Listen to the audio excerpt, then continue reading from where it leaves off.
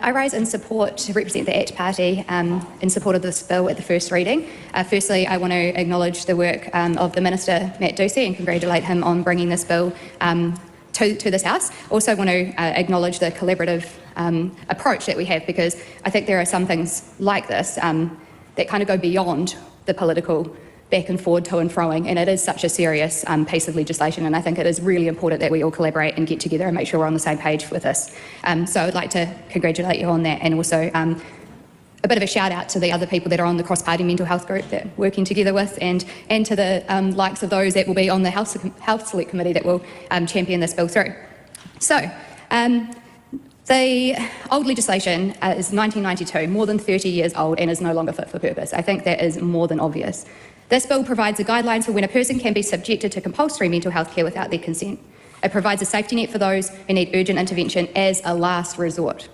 It also defines legal protections and process for those individuals from the justice system requiring mental health care, ensuring a secure environment for treatment.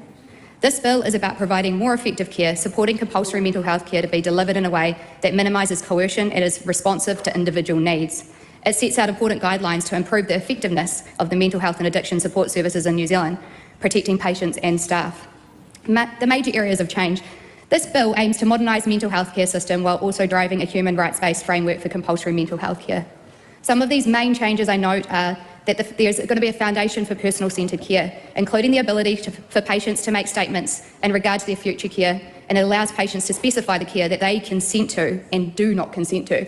And I think this is really important, and having this plan in place before we head down that steps to needing that state intervention, I think would have a major difference in people's lives, and I really find that part to be one of the biggest features here that I really like to get behind. The aim is to minimise compulsory treatment. I do feel like that is quite an ambitious goal, and I see where the framework is heading with it. But at the same time, I think that we do need to realise that there is a fine balance between the safety of the individual, the safety of staff, and everybody that is involved in that care. But I do think it is ambitious, and I think it is something that can be worked towards.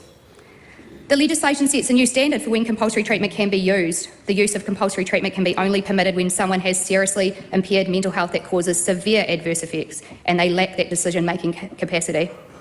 Focusing on recovery and supported decision-making.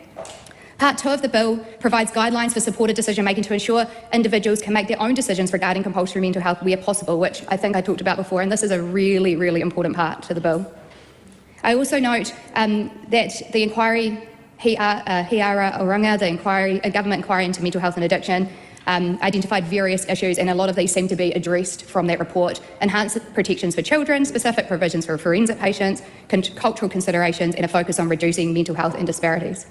There are some potential unintended impacts, and I think I potentially spoke about that before. The goal of this bill is to support and protect patients' rights and improving mental health outcomes. However, this bill could create a complex web of new processes, meetings and administrative requirements that could actually delay the treatment for those that are in crisis, and that is something that I do actually worry about.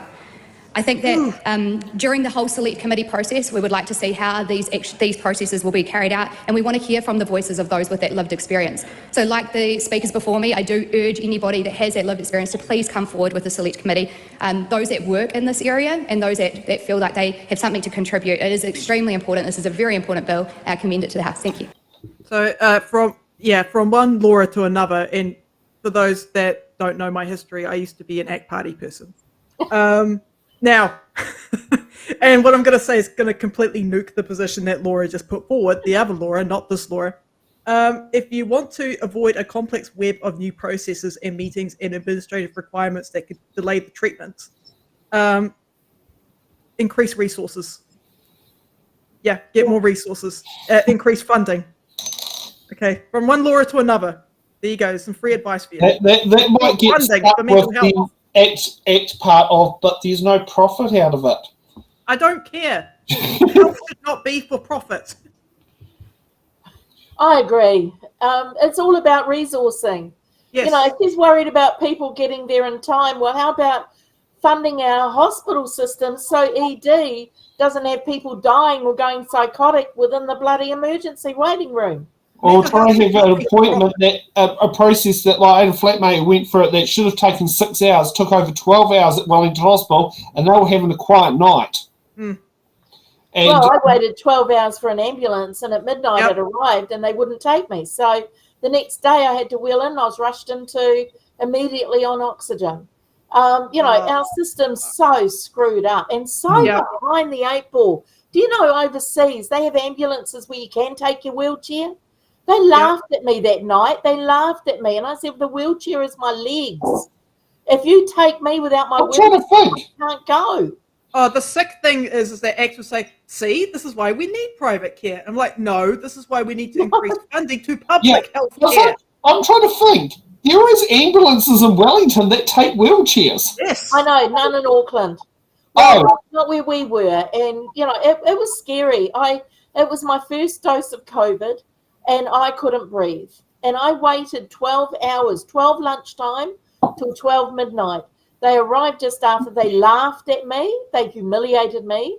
And in the end, I said, go. And I rang the doctor in the morning and said, get to that hospital now. I wheeled myself to hospital.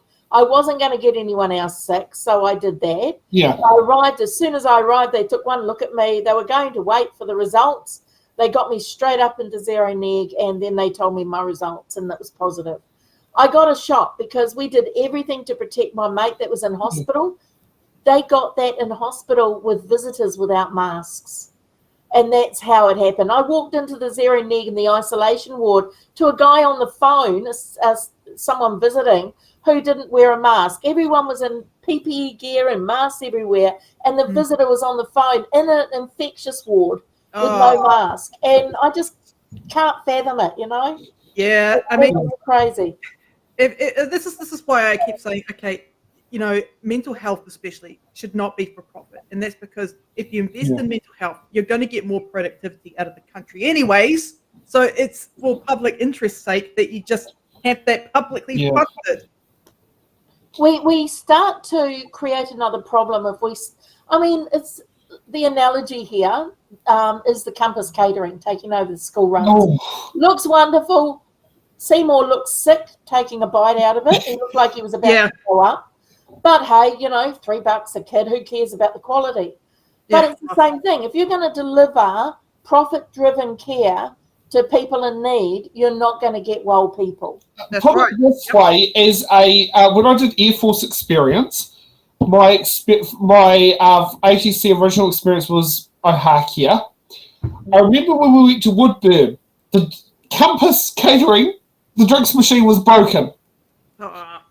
When we went to Auckland, to Whenuapai, I'll get the name right because I do know that they merged Hobsonville and Whenuapai in one, but the Air Force, everyone still calls it Whenuapai. And only half the drinks machine slots were working. And that was Compass Catering. And here's the thing is, it was the only corps at the time of the Defence Force that actually had external catering because both the Army and the Navy still at that point had internal catering. Mm-hmm. I'm not sure what the case. I think the Navy is on the ships still, but I'm not sure about the Army is now. I mean, this was 15 years ago. This was back before, Hillsborough Road actually had, a motorway going underneath it, if that's really saying something. I didn't even know they existed that far back. I do know they've had issues around listeria, having horse meat overseas, using that. It's just crazy that we go for the cheapest option. One of the biggest problems, I'm so old, I remember when all this changed. I remember my first vote was because I met Muldoon because Dad loved National. And I remember voting to make sure he didn't get back in. And I remember we had a real social democracy as a type of governance for a long time. And then 1986, 88 came along. The mother of all budgets hit. Never recovered financially from that myself. And things changed. And things have not come back the same. User pays was in the health system. Suddenly, things weren't being covered. Now, my district nurses that I see every fortnight say, we can't give you this, this, and this. You've got to buy it yourself. It's just ridiculous. You think mental health is going to work under private cover? It'll be, it won't. Benji's saying we've managed to medicate you beyond any ability to think for yourself. You're fine. We'll send you home. It scares me because even I think there was recently a wife spoke about her husband He'd gone to ED, mental health crisis. He was trying to commit suicide. They released him and he killed himself. You know, Yeah. It's that simple. You do not take a suicide threat lightly, not for anybody. And if someone's in crisis and have a history of that, there needs to be somewhere to go, but they incredibly cannot do it. I've worked with the mental health crisis team when I've had to go out to deal with clients and stuff, and they don't want to take them. They do everything they can to find another way of doing it. And that's the scary part, you know. Unless we have the skilled people in those systems, we're losing them. And the GPs are the primary care level. If they can't care for someone, if you've got to wait 2 weeks and you're suicidal, do you think you're going to live 2 weeks? Well, that takes me to a point. The National said that they wanted to train 500 mental health and addiction professionals each year, which is an increase of 17%. They're not going to be able to achieve that. No, I mean, they're not willing to. Yeah, they're not actually willing to increase the number of medical doctor students to sit there and go through New Zealand. Our medical doctor students are kept at 500. Yeah. I don't know how long that 500 figure's been in place for, but I think it's for a very, very long time. Mm-hmm. You know, I trained when I was nursing, 1979. That's how far it goes back. So I had the old cap and white thing and those horrible pantyhose and stuff. But I remember very clearly how we were paid as we trained. Yeah. Now, why can we not? We've got a shortage of people, right? Can we not at least pay them a minimum wage or an apprentice wage to work certain hours, build up the practical knowledge, which actually is missing? I've trained nurses right up until a couple of years ago, and health professionals. And the thing I find missing is that innate common sense that exists within the older nurses. You know, we learnt it on the ground. The matrons, they were the old World War II ones. They were tough as boots. They were. Yep. Yeah, they were. But I'll tell you what, they were the best trainers I ever had. Yep. And they taught me a lot that I needed to know. And our rooms were spotless because we didn't have contracted cleaners leaving dust all over this place, causing infection. So why can't we go back to some of the basics and actually pick up what we do need? Have the polytechs for their segments, but put them on placement as soon as you can.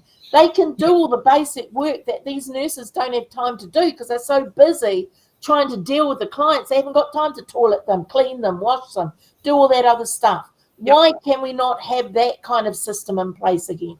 Actually, a good example of that. So my grandma's an ex-primary school and secondary school teacher and secondary school associate principal. She is very, both on her most recent admission and a previous admission to hospital, she was all good with the trainee people coming out. It was like, actually, come in and do it. You've got to learn in that, because she came from the generation where you passed on the knowledge to the next generation. And I mean, that was so common. I mean, it's part of the reason why Granddad retired at 58 when he was able to, because this is when the pension age was still 60, and this was also because he's World War II vet.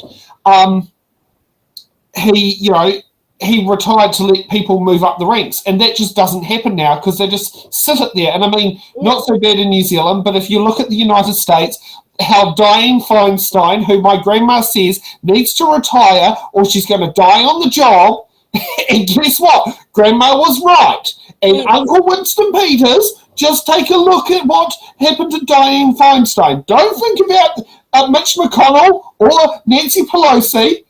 Look at Dianne. She died in office. Dianne died in office. Yeah.